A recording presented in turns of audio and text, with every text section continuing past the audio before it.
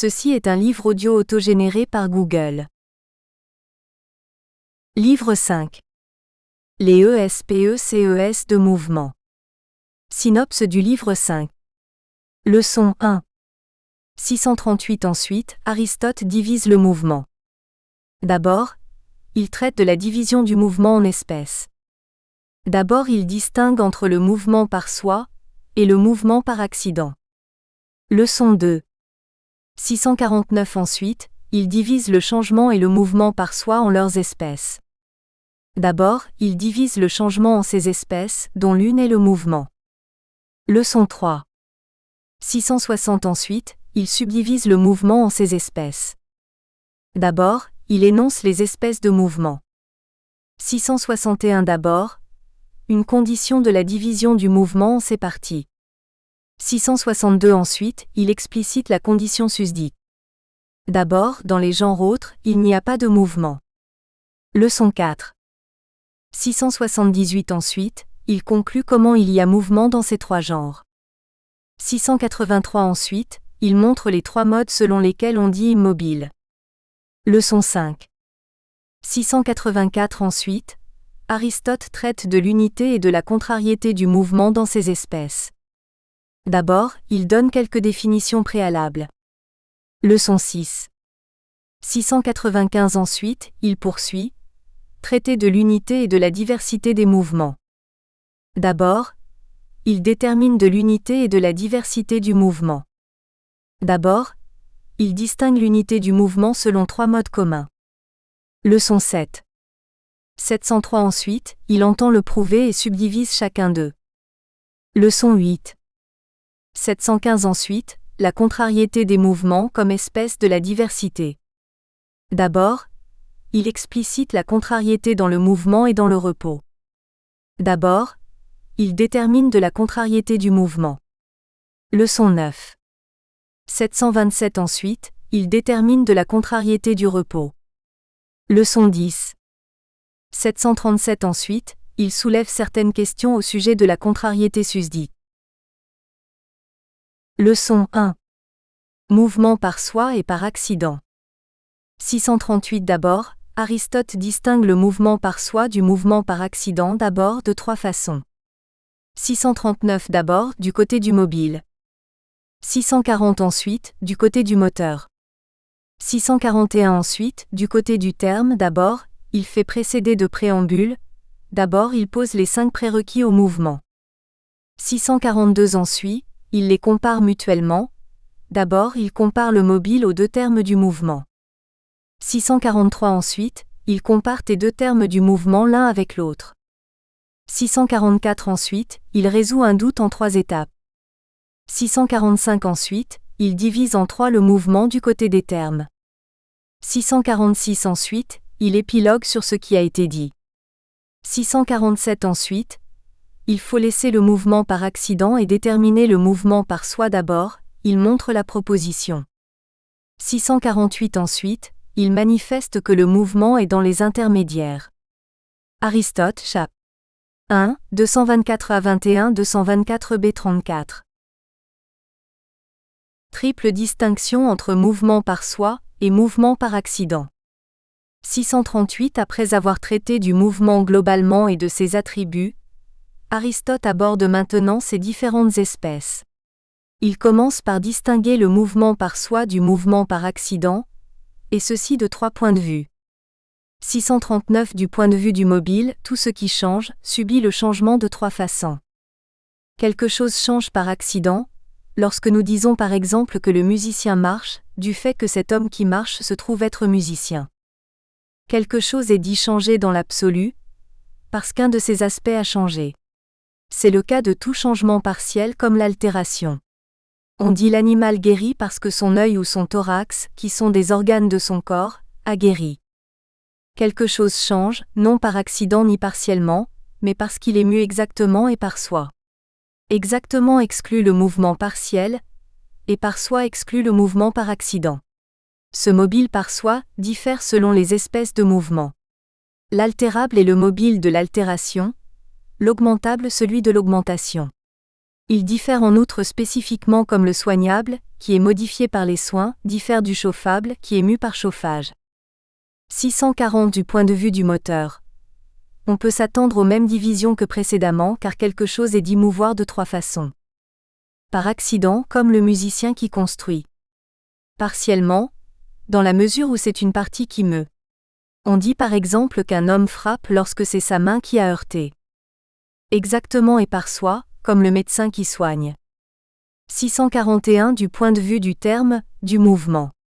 Aristote rappelle en préambule 5 présupposés concernant le mouvement. Il est requis un premier moteur, principe du mouvement.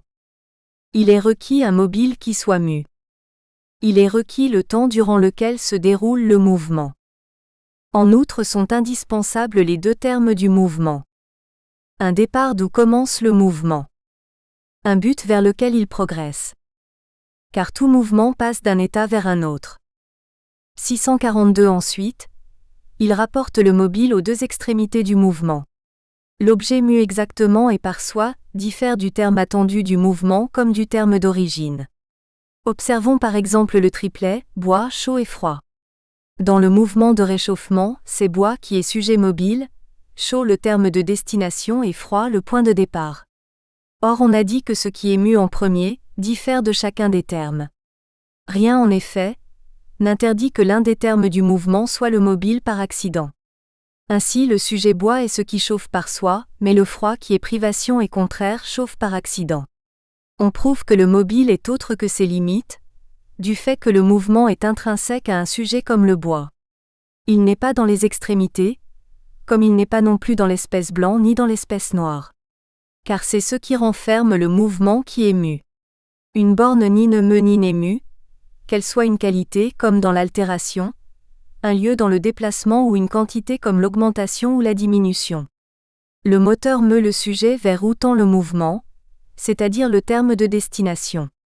Comme le mouvement appartient au sujet mu et non au terme, il est clair que le sujet mobile est autre que le point final du mouvement.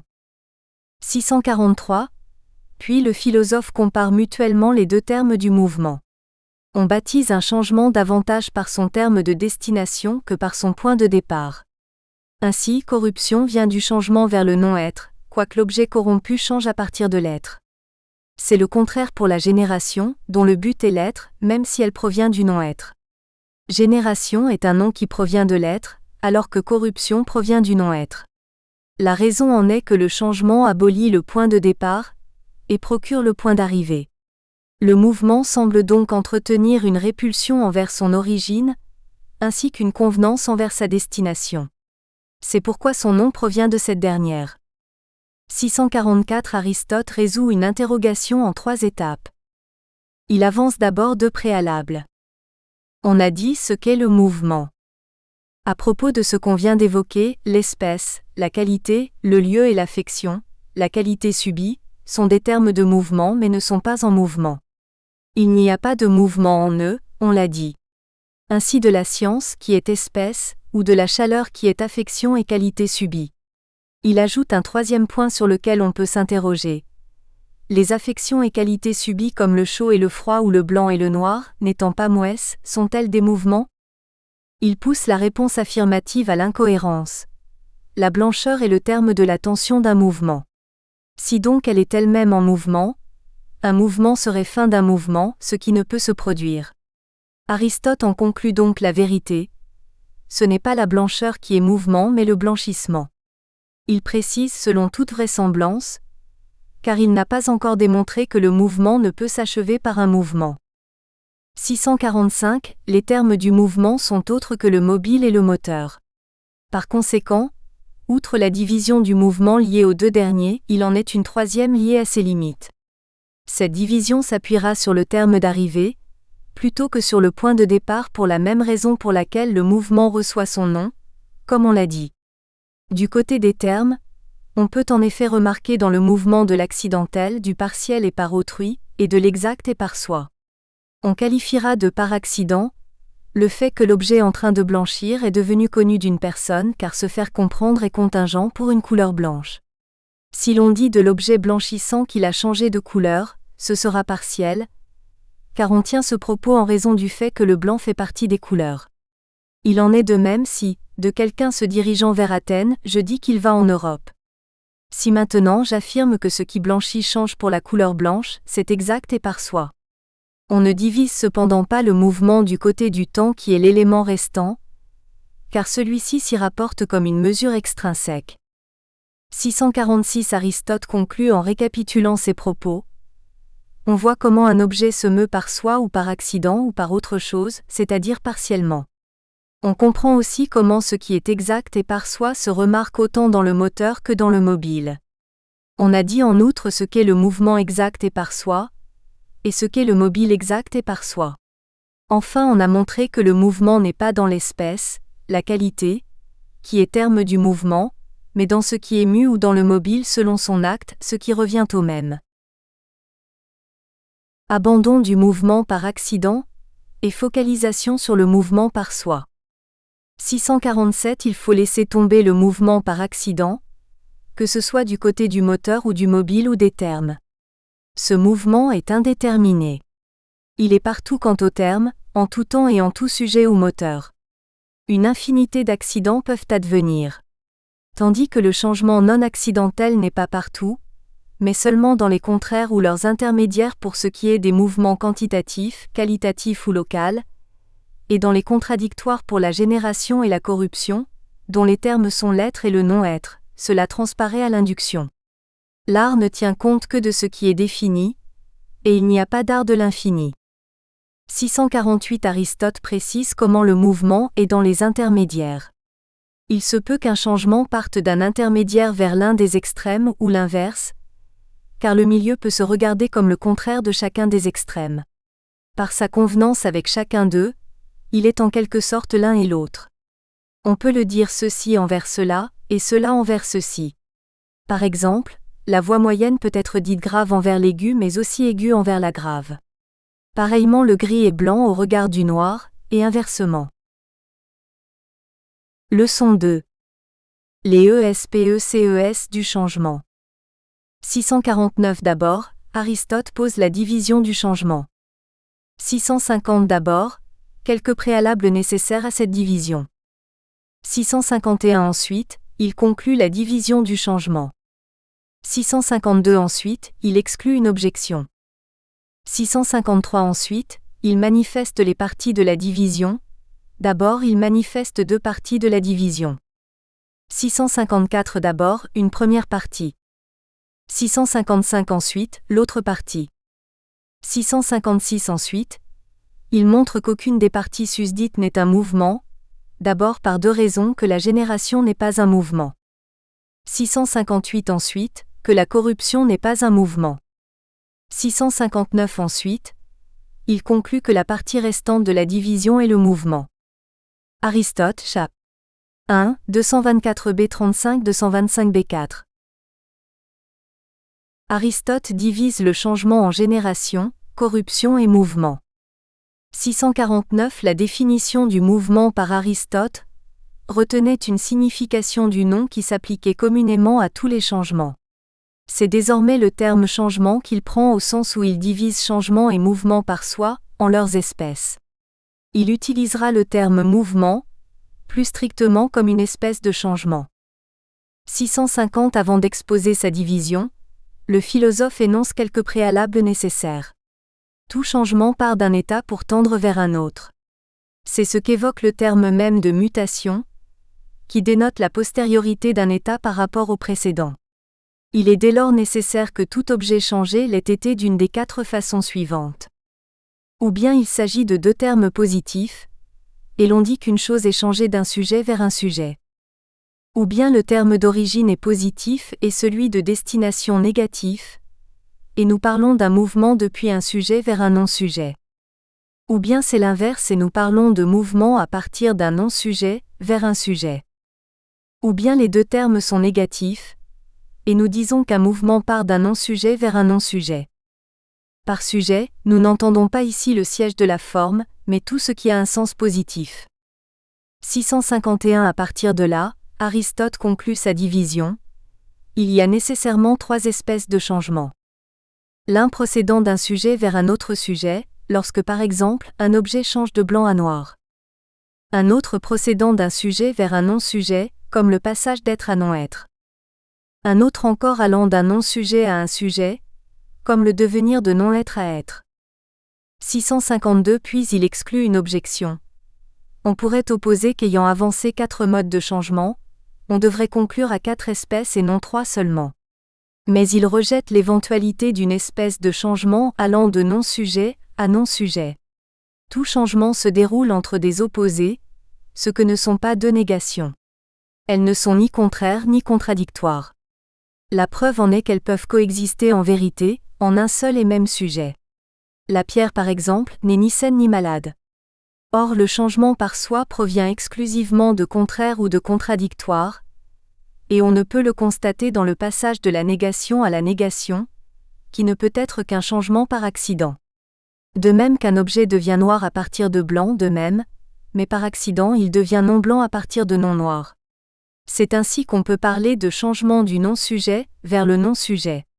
Or ce qui appartient par accident à un genre ne peut en être une espèce. Il ne peut donc y avoir d'espèce de changement d'un non-sujet vers un non-sujet. Aristote explicite les 2 derniers membres de sa division.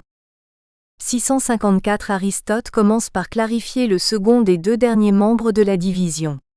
Le passage de non-sujet à sujet se déroule entre contradictoires et reçoit le nom de génération, qui est changement du non-être à l'être. Mais celui-ci est double. C'est ou bien la génération absolue par laquelle quelque chose est purement et simplement engendré, ou bien une génération relative par laquelle un objet est engendré sous un certain aspect. Et le philosophe de donner un exemple dans chaque cas. D'abord le dernier, où un objet est changé de non blanc à blanc. Il y a génération d'un aspect, mais pas dans l'absolu. Puis le premier qui est la génération du non-être pur et simple à l'être qu'est la substance.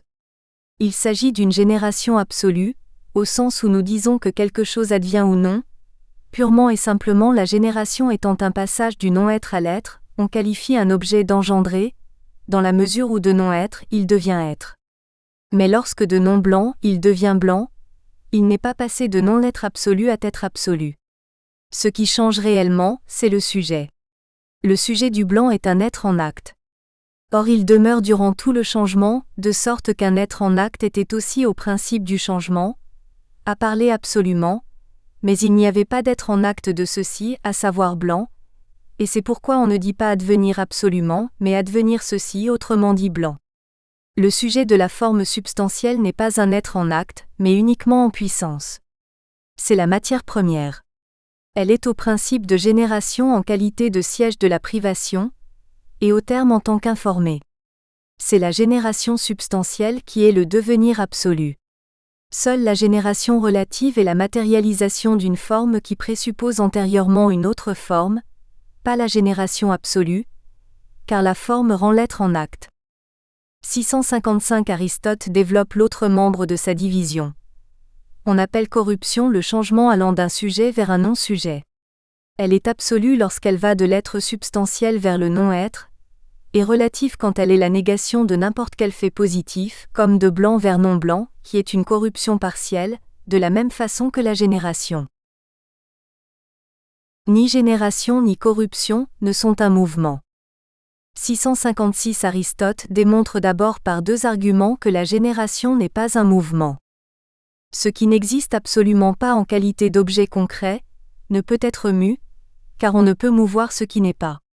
Or ce qui se fait totalement engendrer n'est pas quelque chose, c'est un pur non-être qui ne peut être mu. Donc la génération absolue n'est pas un mouvement. Aristote développe sa première proposition en indiquant 3 manières de parler du non-être, dont les 2 premières ne permettent pas au non-être de se mouvoir, et la 3e le permet par accident. On parle d'être et de non-être, en référence à la composition et à la division dans la proposition, par assimilation au vrai et au faux. De cette façon, être et non-être n'existent que dans l'esprit, et le mouvement ne peut leur convenir en aucun cas. On dénomme non-être, l'être en puissance par opposition à l'être purement et simplement en acte. Là non plus, il n'y a pas de mouvement. On qualifie aussi de non-être, l'être en puissance qui exclut non pas l'être purement en acte, mais l'être en acte de ceci ou de cela, comme on dit non-être, le non-blanc ou le non-bon.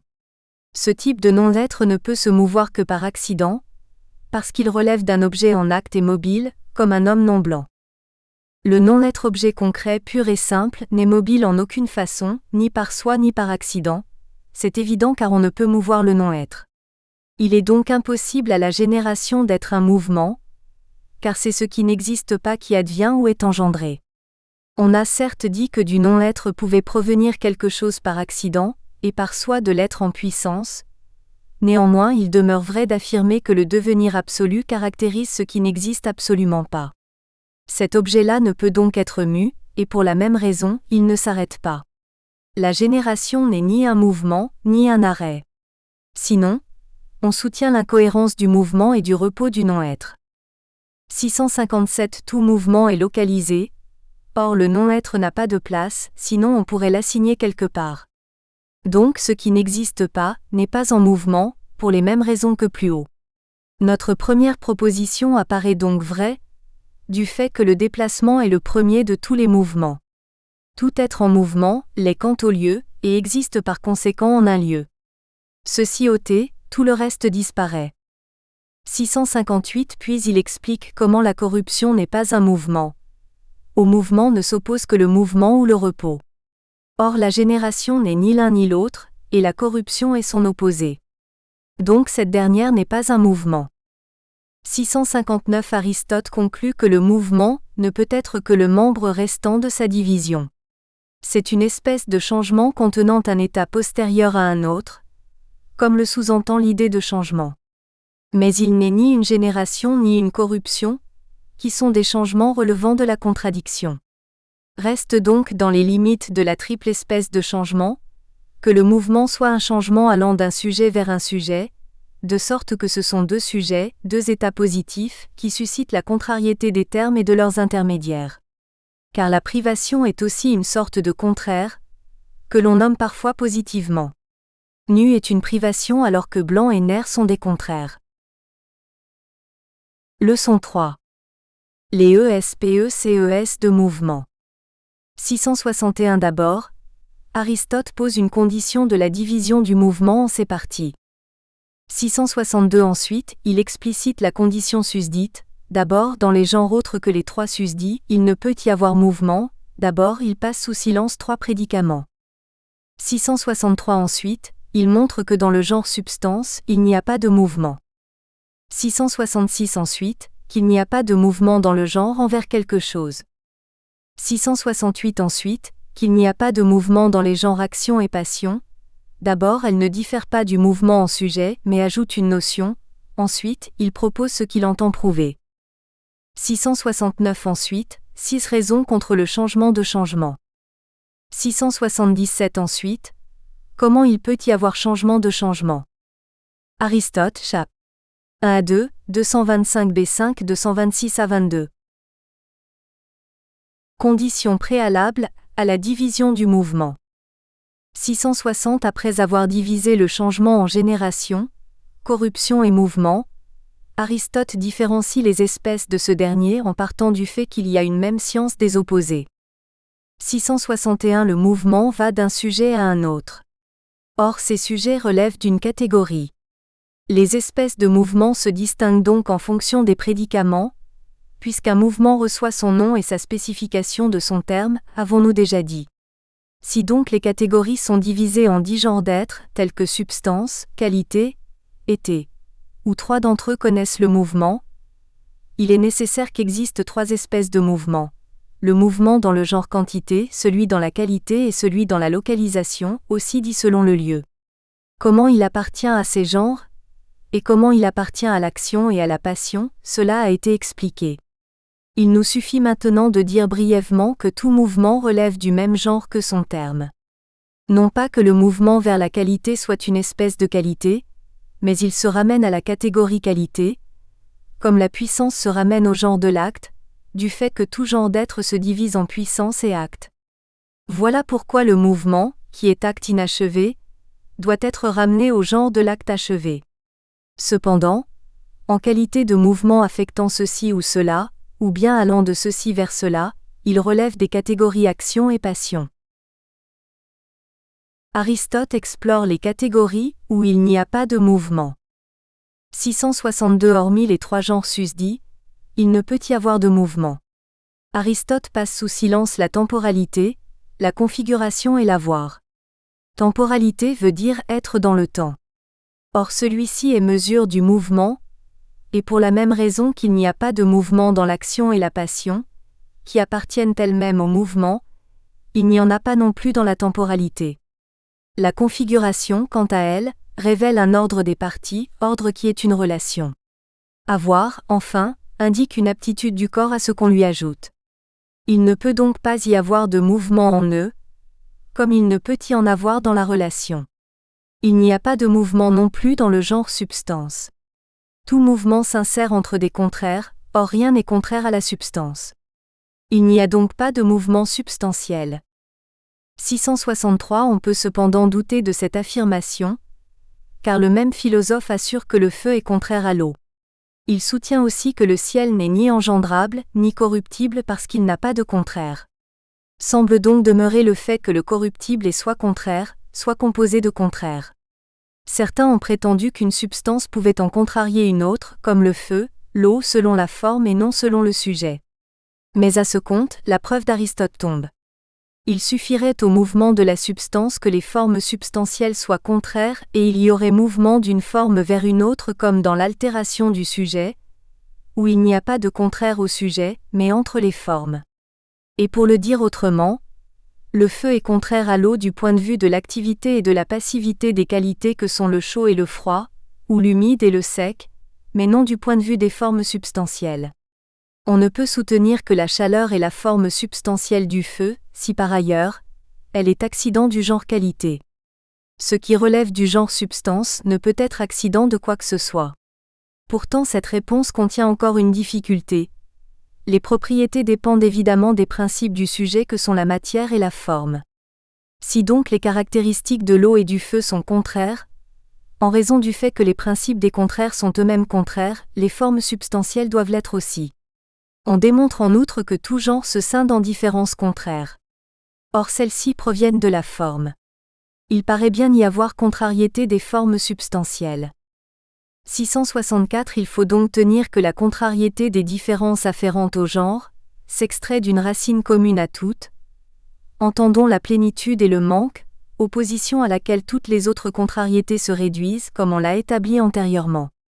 Tout couple de différences divisant un genre est tel que l'une exprime l'abondance et l'autre sa déficience.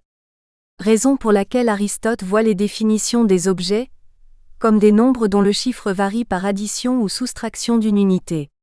Il n'y a cependant pas nécessité qu'existe en tout genre une contrariété appropriée à telle ou telle espèce, car la notion commune de plénitude ou de défaut suffit.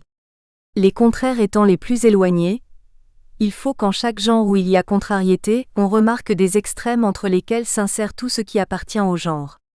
Mais cela ne suffit pas pour qu'existe en lui du mouvement, car il y faut encore le passage continu d'un extrême à l'autre. Dans certains genres, comme celui des nombres, les deux conditions font défaut. Quoique les différents nombres s'opposent selon le défaut et la suffisance, on ne peut cependant relever deux extrêmes de ce genre.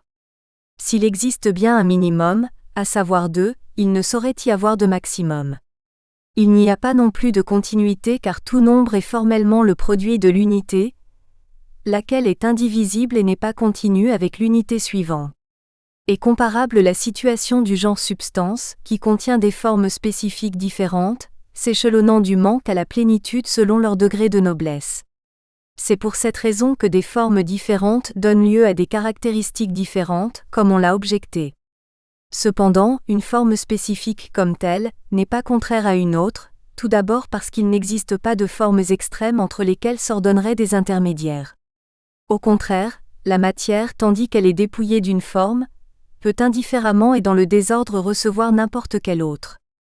Aristote écrit ainsi qu'il n'est pas nécessaire que le passage de la terre au feu demande des intermédiaires. Ensuite, quel qu'il soit, l'être substantiel est indivisible et l'on ne peut donc s'attendre à une continuité entre les formes substantielles qui permettent un mouvement ininterrompu d'une forme à l'autre entre la perte de l'ancienne et la tension vers la nouvelle. D'où la preuve d'Aristote. Il n'y a pas de mouvement de la substance parce qu'il n'y a pas de contrariété. Cette preuve est démonstrative et pas seulement plausible, contrairement à ce que semble dire le commentateur. Il demeure cependant possible de prouver l'absence de mouvement dans la substance par un autre argument avancé plus haut. Le sujet de la forme substantielle n'est en effet qu'être en puissance. 665 En la troisième espèce de qualité, on observe évidemment de la contrariété au sein de chaque notion, car une caractéristique peut s'intensifier ou s'amenuiser et permettre ainsi un mouvement continu de qualité à qualité. On note également une distance générique maximale entre deux extrêmes repérés, comme le noir et le blanc pour les couleurs, ou le doux et l'amer de la saveur. Concernant la quantité et le lieu, on trouve une des deux conditions, à savoir la continuité, mais pas l'autre car il n'y a pas de distance maximale entre deux extrêmes si l'on considère la notion commune de quantité ou de lieu. On ne l'observe qu'en rapport avec un objet déterminé, comme un type d'animal ou de plante, pour lesquels existe une quantité minimale au point de départ du mouvement de croissance et une maximale à son terme.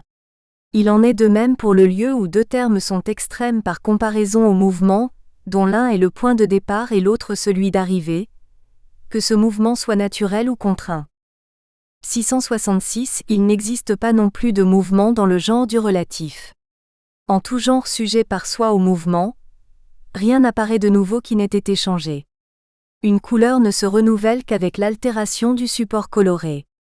Or il est vrai qu'on constate de la nouveauté dans la relation d'une chose à une autre, l'une étant demeurée identique tandis que l'autre a changé.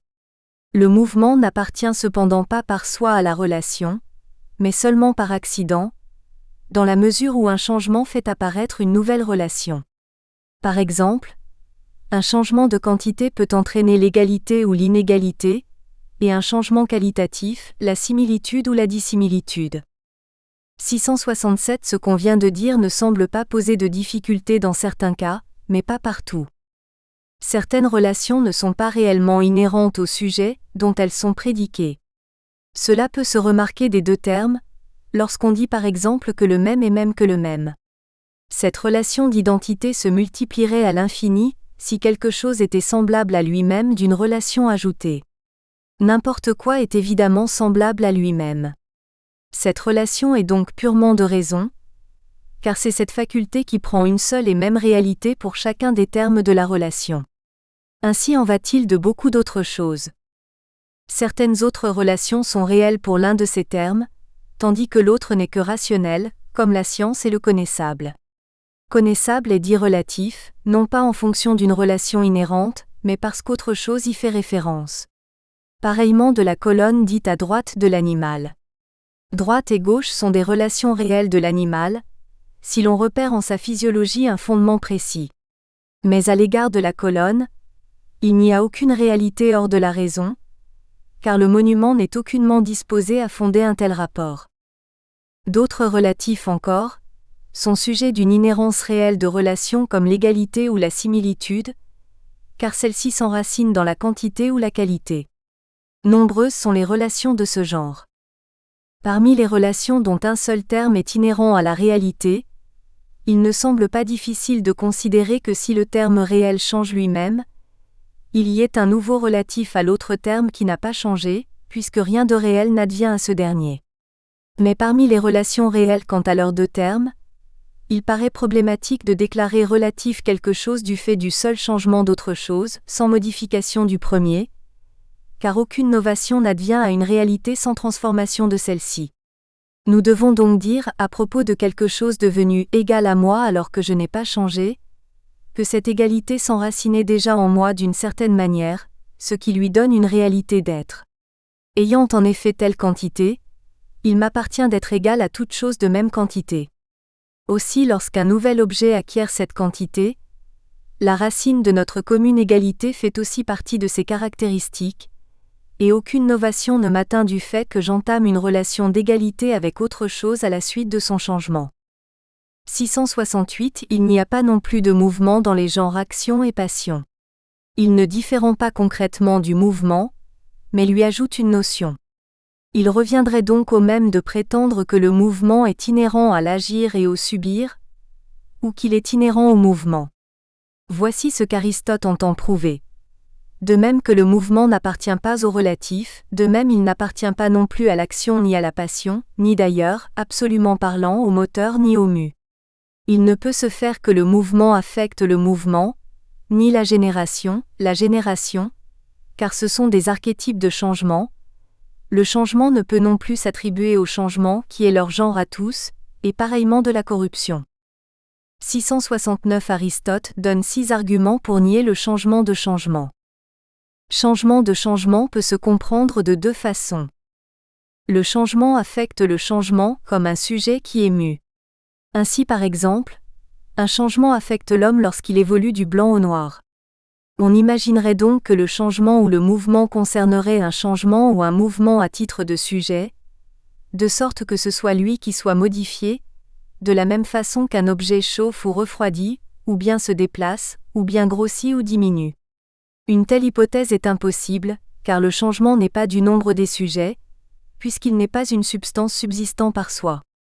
À titre de sujet, il ne peut y avoir changement de changement. 670 à titre de terme, de sorte qu'un sujet évolue d'une espèce de changement vers une autre. Comme si le chauffage évoluait vers le refroidissement ou la guérison, regardés comme 2 termes d'une seule transformation, de la même façon que maladie et santé sont perçus comme termes de la dégradation physiologique d'un être humain. Il n'est cependant pas possible qu'un sujet passe par soi d'un changement à un autre changement. Cela ne peut se produire que par accident. Aristote en donne une double preuve. Tout mouvement est un changement d'espèce à espèce. Génération et corruption, qu'on distingue du mouvement, ont elles aussi des termes précis. On constate cependant cette différence que les termes en question s'opposent contradictoirement, tandis que ceux du mouvement sont contraires. Si donc un sujet change de changement, s'il va par exemple de la détérioration de la santé au blanchissement, tandis qu'il dépérit, il évolue aussi de ce changement en un autre. Pendant que ce sujet est encore partiellement sous le terme d'origine, la santé par exemple, il se meut vers sa destination, à savoir la maladie. Mais il aura aussi évolué de ce changement vers un autre, qu'il aura remplacé en son sein. Il est évident qu'à l'achèvement d'une première modification, lorsque quelqu'un est devenu malade, à nouveau pourra se présenter n'importe quel autre changement. Rien d'étonnant à cela, car pour la même raison la fin d'un premier changement laisse tantôt la place au repos et à la stabilité, et tantôt à une quelconque autre transformation. Si donc il y avait évolution d'un premier changement en un second qui lui succède, alors elle irait d'un premier vers n'importe quel autre terme indéterminé. Or c'est contraire à la notion même de mouvement par soi, selon laquelle tout mouvement procède d'un terme précis vers un autre terme précis. Un objet n'est pas mu par soi de blanc vers n'importe quoi, mais bien vers le noir ou un intermédiaire. Les termes du changement d'un sujet ne peuvent donc évidemment pas être 2 changements. 671 Aristote démontre la même chose avec un autre argument. Si un changement par soi devait partir d'un premier changement vers un second, il n'y aurait pas nécessité à ce qu'il évolue toujours vers un changement inopiné, compatible avec le précédent. Le blanchissement peut être compatible avec le dépérissement, mais en aucun cas la convalescence qui lui est contraire. Il se pourrait pourtant qu'au terme du déclin succède aussi bien le blanchissement que la guérison. Aristote précise en effet que l'évolution d'un changement à l'autre n'ira pas toujours vers une modification imprévisible, car le successeur peut n'être pas occasionnel. Or ce changement non contingent passe de quelque chose à autre chose, c'est-à-dire entre 2 termes. Le changement non contingent qui modifie le dépérissement sera son opposé, à savoir la guérison. L'incohérence est visible. D'après les prémices ci-dessus, en même temps qu'un premier changement s'opère un second. Donc, en même temps que quelqu'un dépérit, il guérit. Or guérir, c'est aller d'un état à un autre qui est la santé.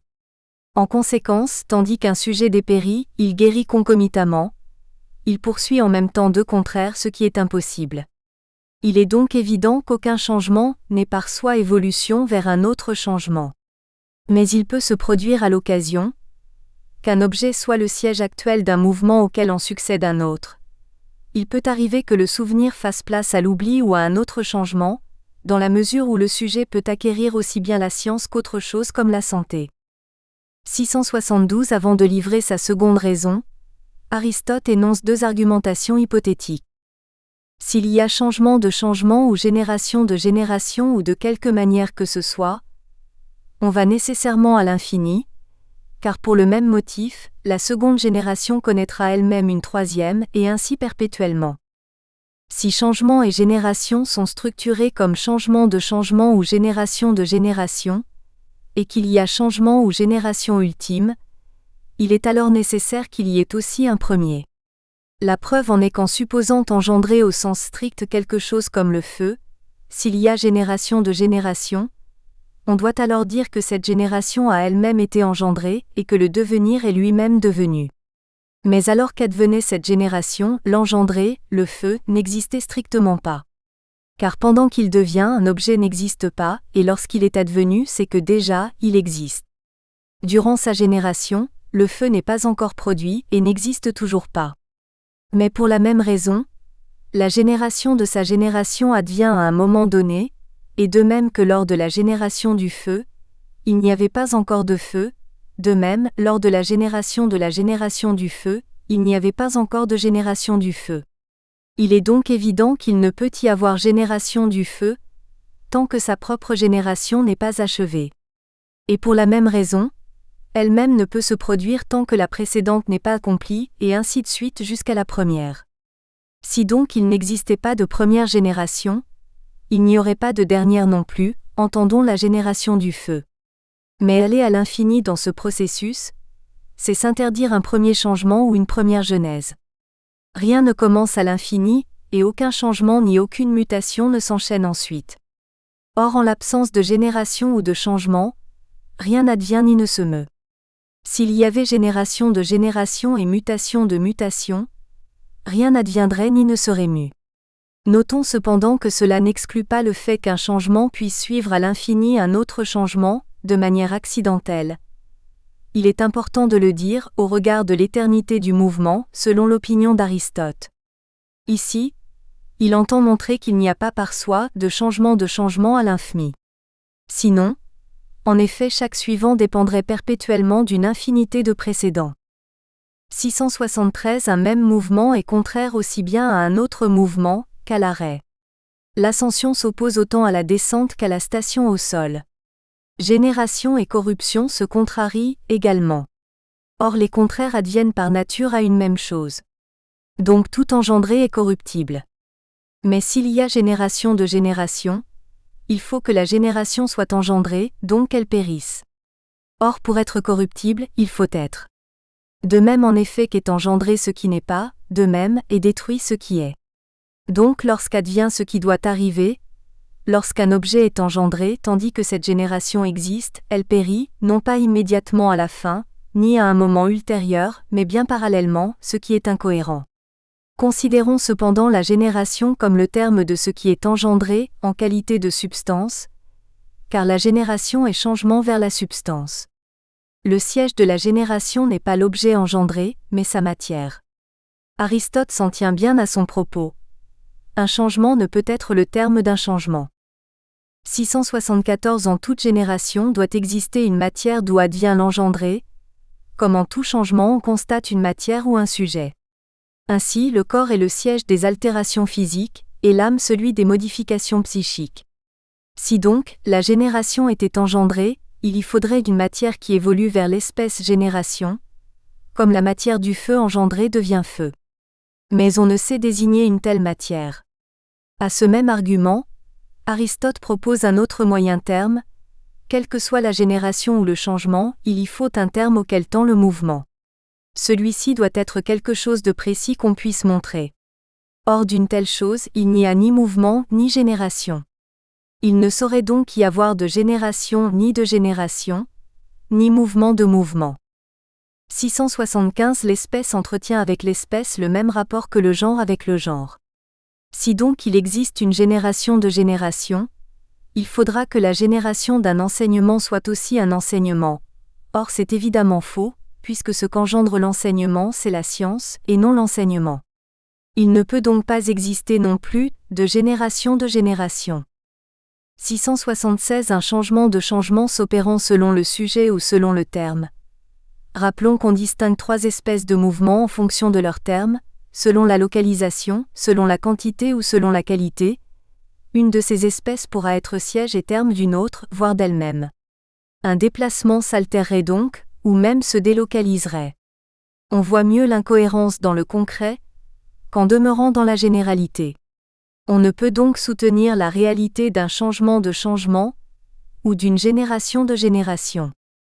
677 Aristote propose enfin une alternative permettant de parler de changement de changement. Quelque chose se meut de trois façons, par accident, partiellement ou par soi. Par accident seulement, il peut se produire un changement de changement, lorsque le sujet du changement est lui-même changé. Quelqu'un par exemple, peut courir ou apprendre tandis qu'il est en train de guérir. Alors effectivement, il se trouve que la guérison court ou apprend, de même que le musicien construit. Mais nous n'entendons pas traiter ici du mouvement par accident, que nous avons déjà écarté plus haut. Leçon 4. Les trois genres supportant le mouvement. 678 Ensuite, Aristote conclut comment il y a mouvement dans ces trois genres. D'abord, il induit la conclusion poursuivie. 679 Ensuite, il montre comment il y a mouvement dans chacun de ces trois genres. D'abord, comment il y a mouvement dans la qualité. 680 Ensuite, comment il y a mouvement dans la quantité. 681 Ensuite, comment il y a mouvement dans la localisation. 682 Ensuite, il énonce et écarte un doute. 683 Ensuite, il montre les trois modes selon lesquels on parle d'immobile. Aristote, chap. 2, 226 à 23 b 17. Le mouvement s'observe dans la qualité, la quantité et le lieu. 678 Puisque le mouvement n'est ni dans la substance, ni dans la relation, ni dans l'action et la passion, on ne le trouve alors que dans les trois autres genres suivants, quantité, qualité et localisation, car ils sont les seuls à supporter la contrariété nécessaire au changement. Aristote a déjà expliqué pourquoi il écarte la temporalité, la configuration et l'avoir, et pourquoi également on observe la présence de contraires dans les trois genres qui nous intéressent. 679 Les modalités du mouvement qualitatif. Le changement de qualité est appelé altération, car ce nom évoque précisément l'altérité de ce qui diffère selon la qualité. Nous ne considérons cependant pas ici la différence inhérente au genre substance, par laquelle l'être est prédiqué tel, mais bien la qualité subie, troisième espèce de qualité, dont le sujet est dit pâtir ou non, chaud et froid par exemple ou encore blanc et noir. C'est en elle que s'opère l'altération, comme on le prouvera.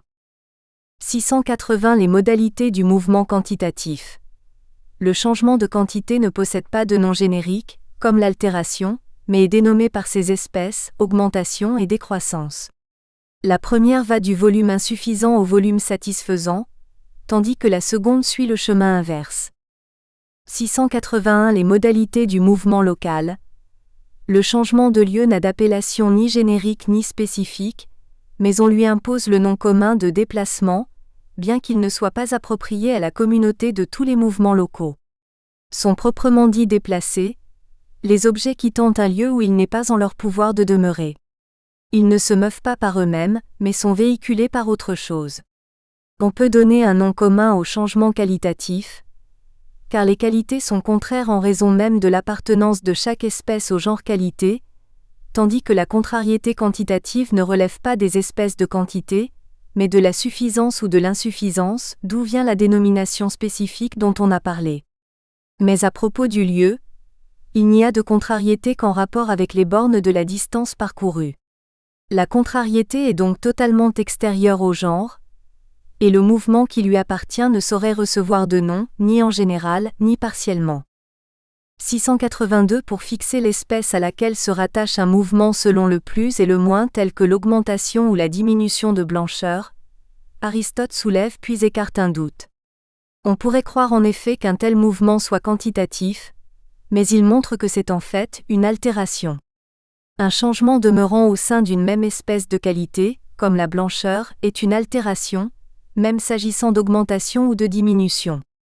La preuve en est que l'altération est un changement qualitatif du contraire au contraire, ce qui peut se produire de deux façons, soit dans l'absolu, lorsque quelque chose passe de blanc à noir ou inversement, soit de la façon dont on vient de parler, entendons du plus blanc vers le moins blanc ou l'inverse.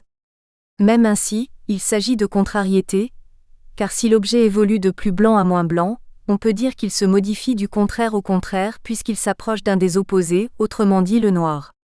Si un objet va de moins blanc à plus blanc, c'est comme s'il allait d'un contraire à l'autre, c'est-à-dire du noir au blanc. Si un objet blanchit, c'est qu'il s'éloigne davantage du noir et participe plus parfaitement de la blancheur. Peu importe que ce passage d'un contraire à l'autre soit franc ou par degrés. La seule différence, c'est que dans le premier cas, les deux termes de l'altération, à savoir le blanc et le noir, sont en acte, tandis que dans le second, un des contraires croît ou diminue graduellement ou n'existe pas.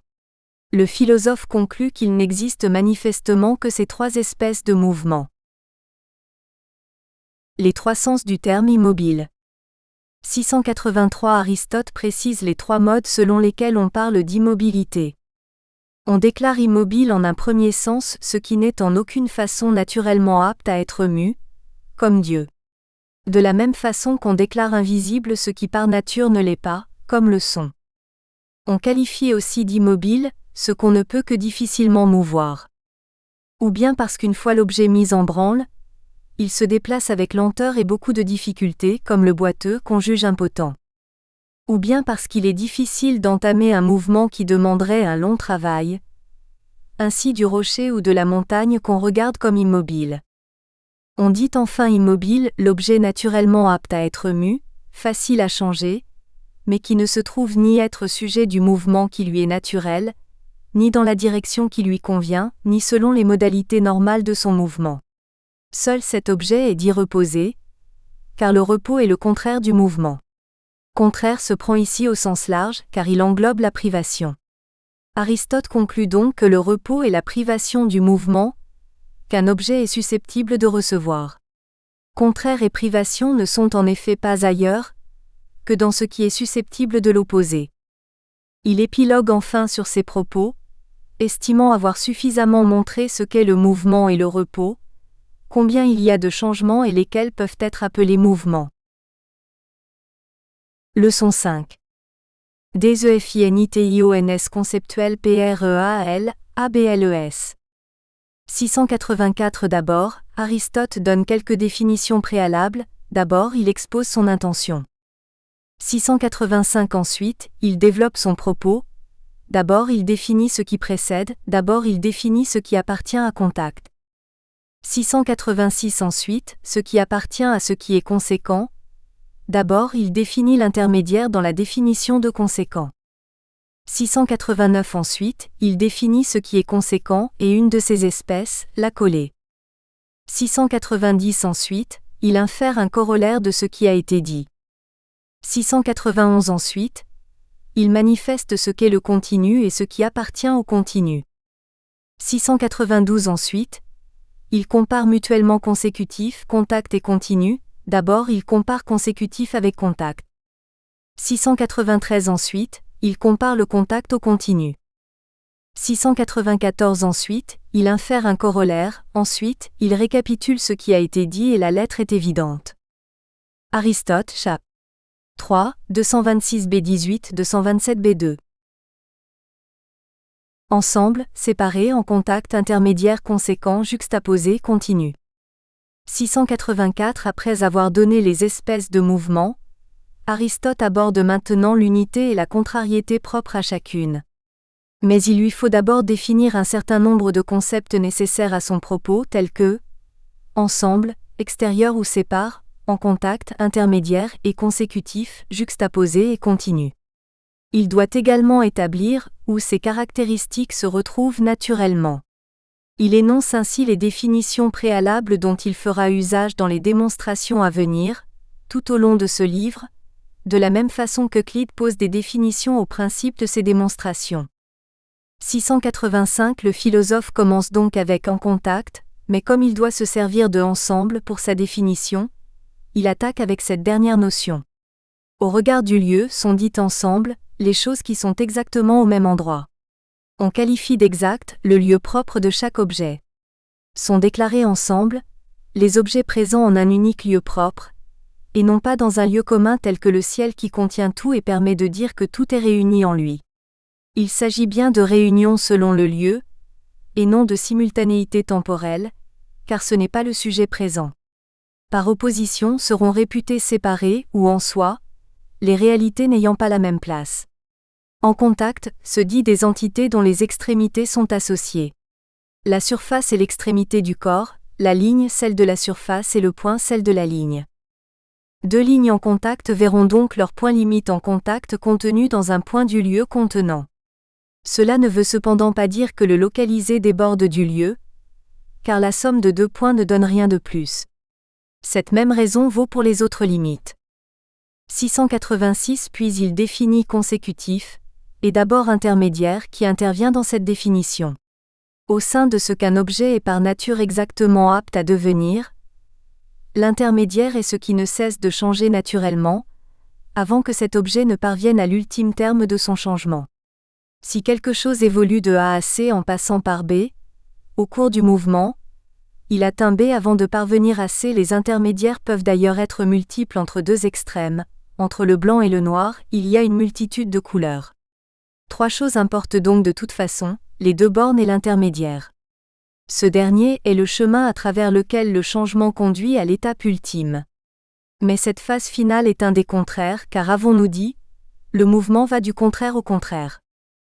687 Ayant utilisé la notion de continuité de mouvement dans la définition de l'intermédiaire, Aristote reprend ce qu'il a dit sur la continuation du mouvement. Celle-ci peut se regarder de deux points de vue, soit du côté de la durée temporelle, soit du côté de la réalité traversée, comme la distance de déplacement. Pour qu'il y ait continuité de mouvement, il ne doit y avoir aucune coupure de temps, car si peu que sa durée soit interrompue, le changement ne sera plus constant. À l'égard de la distance parcourue, il peut y avoir de légères interpolations sans que cela nuise à la perpétuation du mouvement. Ainsi les pierres d'une chaussée peuvent être disjointes sans interdire au voyageur une traversée ininterrompue d'un bout à l'autre de son trajet. Aristote écrit qu'est continuellement mu le sujet qui ne manque en rien ou en très peu de choses, c'est-à-dire qu'il n'y a pas de manque ou de très léger du côté du siège du mouvement, tandis qu'un temps même minime ne peut faire défaut si le mouvement est continu. Comment le siège d'un mouvement continu peut-il être incomplet ? Il le manifeste en montrant que quelque chose peut connaître un changement ininterrompu si la défaillance vient du sujet, mais pas si elle vient du temps. Ainsi par exemple, le joueur de sitar qui, après avoir pincé l'hypate la plus grave, fait immédiatement résonner la corde la plus aiguë sans utiliser les intermédiaires. Le manque réside dans la chose où siège le mouvement, mais pas dans le temps. Ce que nous venons de dire de la continuité du mouvement local doit évidemment s'entendre des autres espèces de changements. 688 Aristote indique aussi comment le terme du mouvement local est contraire, car il n'est pas évident que le lieu puisse être opposé au lieu. La contrariété selon le lieu présente de nombreuses façons d'être linéairement distant. Cette variété provient du mouvement, du mobile et du moteur. Ainsi, par exemple, il y a distance maximale entre le mouvement de descente et celui d'élévation, du centre et de la périphérie du ciel, par rapport à nous. Mais s'il s'agit de ton mouvement ou du mien, l'extension totale se repère entre l'endroit où nous entendons aller et celui d'où nous commençons notre déplacement. Le philosophe précise aussi pourquoi il parle de ligne droite. Elle est la distance la plus courte entre deux repères ponctuels. Le chemin rectiligne se trouve être unique, mais on peut multiplier à l'infini les arcs plus ou moins courbes entre ces deux points.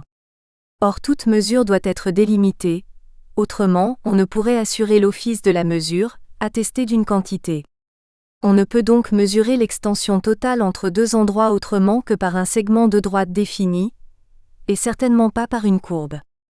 689 Aristote définit ensuite consécutif, ainsi qu'une de ces espèces, juxtaposée. Pour déclarer quelque chose consécutif à autre chose, il faut deux critères. Qu'un des deux soit après l'autre, selon n'importe quel principe d'ordre, que ce soit en raison du lieu, du nombre, comme 2 suit 1, ou de toute autre façon précise de classer les choses en fonction de la puissance, de la dignité, de la connaissance, etc. Qu'entre le consécutif et l'antécédent, il n'y ait pas d'entité de même genre. Une ligne est consécutive à une autre si aucune ne se trouve au milieu.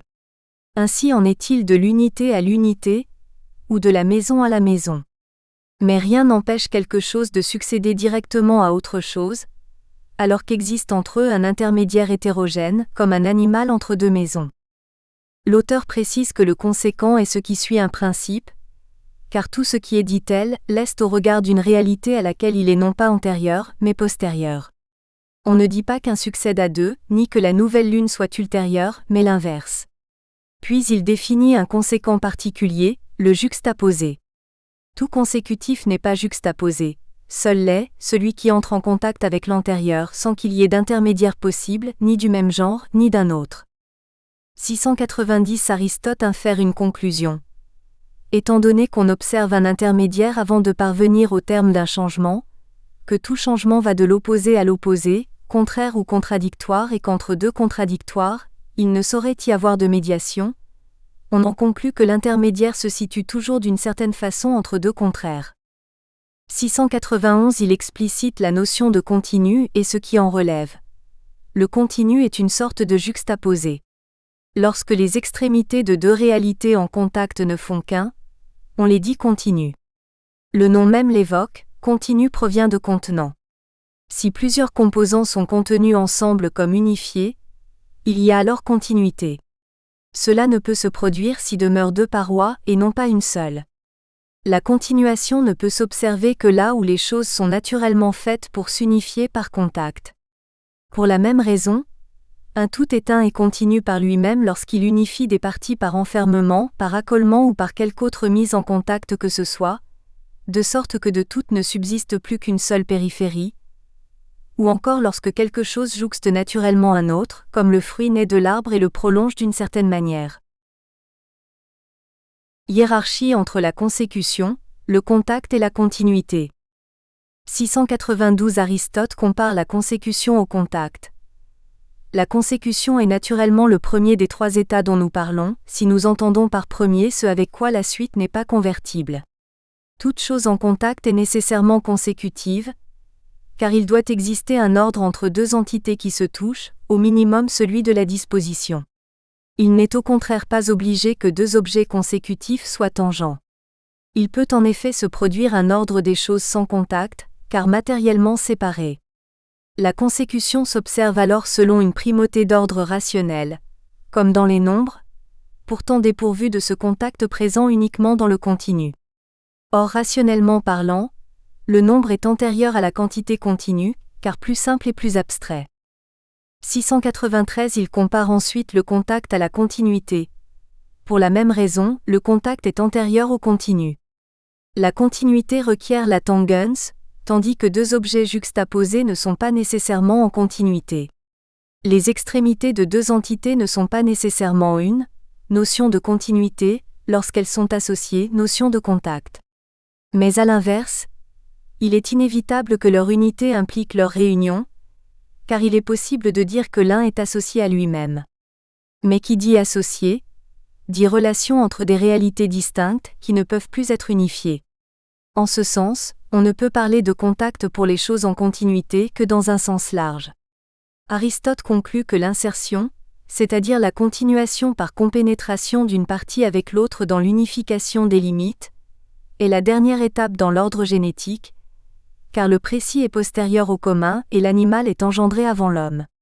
C'est pourquoi on parle d'extrémité compène accent aigu TRE accent aigu ES, car il est nécessaire que des choses soient mutuellement en contact si leurs parois sont connaturelles, c'est-à-dire naturellement unifiées, tandis qu'il n'est pas nécessaire que toutes les choses en contact soient normalement en mutuelle connaturalité. Par ailleurs, là où il ne peut y avoir contact, il ne saurait manifestement se trouver compénétration ni continuation. 694 Le philosophe infère un corollaire de ses conclusions. Si l'unité et le point sont des réalités séparées, comme certains le prétendent en soutenant que les objets mathématiques sont ontologiquement séparés, alors point et unité ne sont manifestement pas identiques, pour deux raisons. Le point existe dans les choses naturellement en contact, qui se touchent en des points, tandis que l'unité ne dit pas contact, mais seulement consécution. Il peut y avoir un intermédiaire entre deux points. C'est le cas de la ligne, tandis qu'il n'y en a pas nécessairement entre deux unités. Il n'y a pas d'intermédiaire entre les deux unités qui forment le 2 et la première unité elle-même. Enfin, Aristote récapitule ses propos et la lettre en est claire. Leçon 6. Unite des mouvements. 696 d'abord, Aristote distingue l'unité du mouvement selon 3 modes communs. D'abord, comment le mouvement est dit 1 en genre. 697 ensuite, comment il est dit 1 en espèce. D'abord, il montre son propos. 698 ensuite, il soulève un doute à propos de ce qui précède. 699 ensuite, comment il est dit 1 en nombre. D'abord, il manifeste quel mouvement est 1 en nombre. 700 ensuite, il soulève à ce propos certains doutes. D'abord, ce qui paraît l'unité du mouvement selon le nombre. 701 ensuite, il soulève un autre doute à ce sujet. 702 ensuite, il détermine la vérité. Aristote, chap. 4, 227b3 228a19. Les 3 modes communs de l'unité du mouvement. 695 Après avoir donné les définitions nécessaires, Aristote poursuit son intention première, traiter de l'unité et de la diversité des mouvements. 696 Il distingue 3 sortes d'unité du mouvement. On le dit de différentes façons, parce que le 1 lui-même se prend communément en plusieurs sens, entendons en genre, en espèce et en nombre. Génétiquement, l'unité du mouvement se tire des différents prédicaments. Tout ce qui est chapeauté par une catégorie peut donner lieu à un mouvement génériquement 1. Ainsi, le déplacement est d'un genre unique, car il appartient à la catégorie de la localisation. Mais il diffère de genre avec l'altération qui relève du prédicament qualité, comme ce fut déjà précisé. Unité spécifique du mouvement. 697 On parle d'unité spécifique lorsque le mouvement relève non seulement d'un genre, mais aussi d'une espèce particulière concrète, qui ne se subdivise pas elle-même en sous-espèces. Certaines espèces, en effet, se partagent en d'autres, comme la couleur, qui est une qualité, mais contient également les différences donnant lieu à diverses sous-espèces. Les mouvements de coloration peuvent donc se classifier de façon variée, comme le blanchissement ou le noircissement. Pourtant tous les blanchissements ou bien tous les noircissements sont spécifiquement identiques, car il n'y a pas de sous-espèce à la blancheur. Pour ce qui est à la fois genre et espèce, les mouvements propres aux sous-espèces concrètes sont spécifiquement 1, c'est-à-dire 1 sous un certain point de vue, sans l'être dans l'absolu. Ainsi, la science est une espèce d'estimation et le genre de différentes sciences. L'enseignement qui est un progrès vers la science est donc spécifiquement 1 par certains côtés, sans l'être absolument car l'enseignement de la grammaire est une espèce distincte de celui de la géométrie. Aristote établit cette unité et cette diversité de mouvements par rapport aux genres et espèces sujets au changement, car tout devenir se ramène au genre des choses où il se déroule. 698 Le philosophe soulève ensuite une objection. Le mouvement spécifique est-il réellement unique, alors qu'un même objet peut changer de nombreuses fois entre 2 termes identiques? Un point capable, comme l'imaginent les géomètres, de se déplacer d'ici à là, peut le faire de nombreuses fois. Si en effet les devenirs relevant d'une même espèce tels que la blancheur sont spécifiquement identiques, combien plus le seront 2 mouvements en un même lieu concret. Mais ceci concédé, nous tombons dans cette incohérence que le mouvement rectiligne sera de même espèce que le mouvement circulaire. On peut se déplacer d'ici à là selon un arc de cercle puis en ligne directe.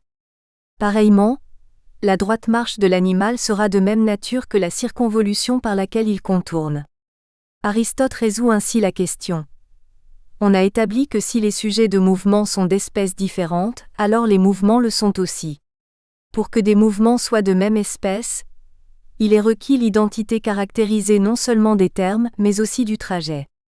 Or droite et courbe sont des lignes spécifiquement différentes, donc la rotation diffère aussi de l'avancée directe, de même que la marche de la circonvolution, car bien que les bornes soient les mêmes, les chemins diffèrent. Par contre, si termes et trajets sont de même espèce, alors les mouvements le seront aussi. Ils le seront d'autant plus si les bornes et les trajets sont numériquement 1. Les mouvements se répéteront de façon spécifiquement identique.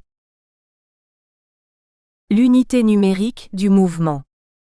699 Le philosophe aborde enfin le 3e mode d'unité du mouvement, l'unité numérique. Il commence par montrer ce qu'on appelle un mouvement concrètement singulier. Précédemment, nous n'avions pas parlé d'unité absolue, mais uniquement selon un aspect, le genre ou l'espèce. Ici, il s'agit de l'unité dont l'essence est d'être numérique, de l'unité pure et simple du mouvement. Nous aurons une claire vision de ce type d'unité en considérant les 3 points suivants. Le sujet du changement, son genre ou son espèce, ainsi que le temps de son déroulement. Aristote traite de chacun d'eux.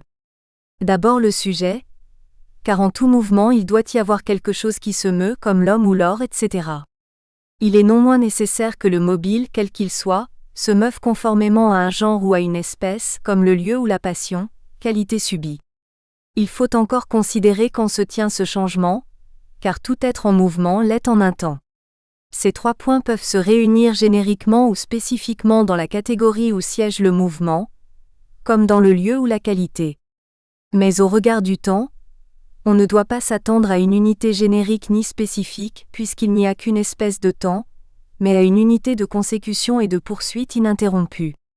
L'unité absolue du mouvement consiste dans la réunion de ces 3 points de vue. Il faut en effet que sa spécification soit une et indivisible à la manière de l'espèce concrète. Il faut également que le temps... Nous espérons que vous avez apprécié cet aperçu. Pour continuer à écouter ce livre audio sur Google Play Livres, utilisez le lien dans la description de la vidéo.